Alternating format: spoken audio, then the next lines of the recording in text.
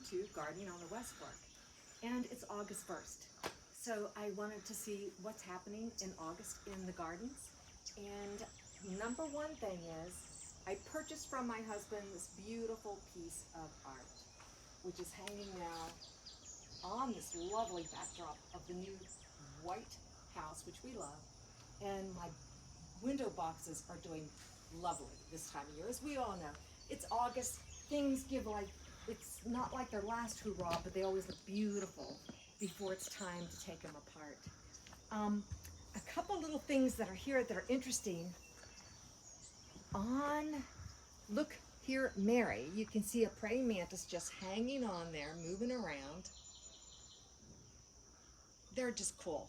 And there's one up in the Dwarf, Alberta. Fun things to see. But as we go through the garden, things are in bloom. I have plants to give away. Ruth Stouts are in bloom again, or the grandiflora, the Sapphiranthes grandiflora, but they will always be Ruth Stout to me. Still looking pretty. But let's see what else is happening in August in the garden. I've started clearing things out of the garden. The perennials that need to be cut back are being cut back. And now I start thinking about how I'm going to maybe decorate the garden or make it look full, whether it's chrysanthemums or moving my pots of dahlias. Once this one starts blooming, the one on the deck with Hawaii is blooming really well. So I'll probably move it into the garden. But you can also see that the cutting garden is still full of bloom, which is nice. The zinnias, you can't beat that. I've got to decide next year if I keep this garden or not, just plant it full of other things, but it's been lovely. I've been making bouquets every day. So as we come down into the garden, from the view on the stairs, you can see how lush these beautiful sedum autumn joys are looking. So vibrant, so beautiful. They're giving you the structure. Every season has its time.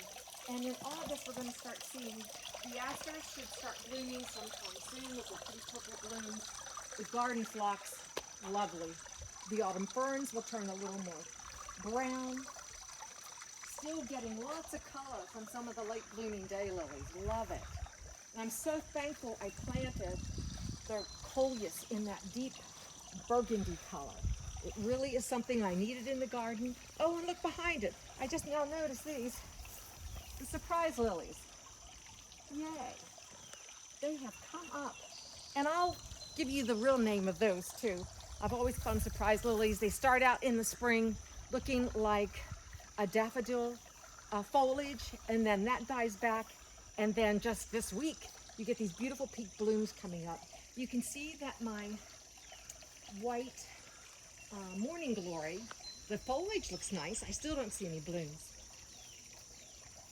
But as we go through, it's your annuals that are going to get us through the fall. These are the direct sown zinnias. They're doing just as well as the ones I started in the spring. You can see behind the grasses, there's zinnias coming up there. They'll give it full color into the fall.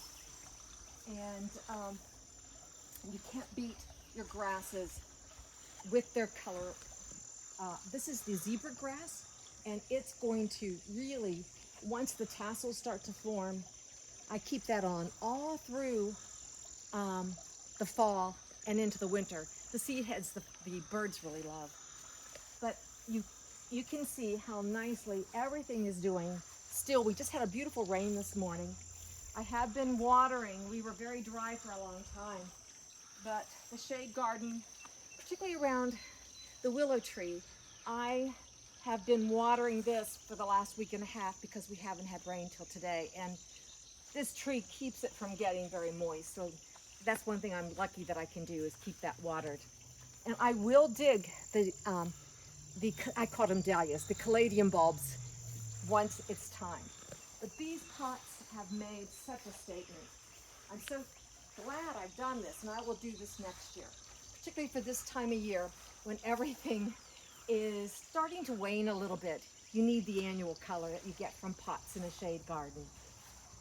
As we come forward this way, Oh, I see a bloom on the Zephyrin Druin, which is nice. It's on the other side of the fence. The neighbors will enjoy that.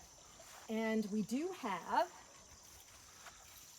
this wonderful, you know, Jack Manny I think is really what he is. I call him Jack Manny. He's still in bloom. And this, I hope we get to see a bloom on this white anemone.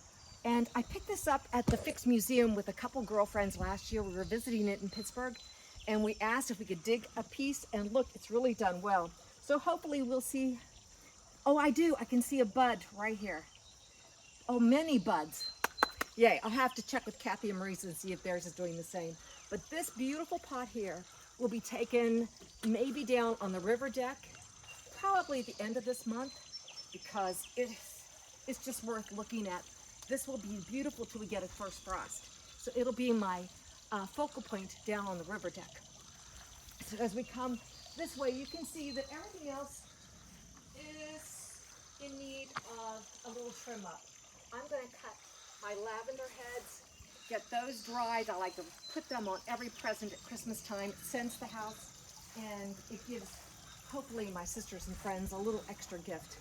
But anyhow, that's what's happening in August. I'm giving some thought about chrysanthemums. I'm giving some thoughts about potting things and putting them whenever I have to start cutting off the bigger perennial border. But get out, enjoy your day. Hit subscribe, hit the bell if you like the content, and we'll see you the next time on Gardening on the West Fork. Thanks for watching. Bye.